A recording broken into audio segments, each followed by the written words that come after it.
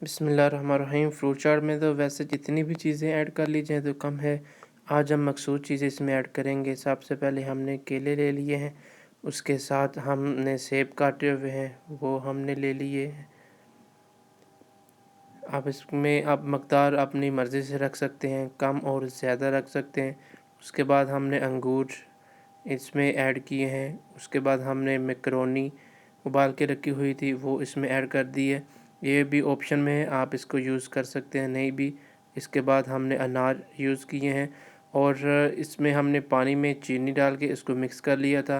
इसके अंदर हम थोड़ा सा नमक, चाट मसाला और काली मिर्च का पाउडर ये हमने ऐड कर दिया है और इसको अच्छे तरीके से हम मिक्स कर लेंगे।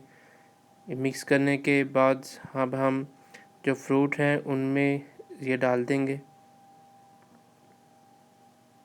ये डालने के बाद हम इसको अच्छे तरीके से मिक्स करेंगे ताकि जो सारा फ्रूट है और वो ये हमारा शुगर का शीरा है ये अच्छे तरीके से चिप्स हो जाए।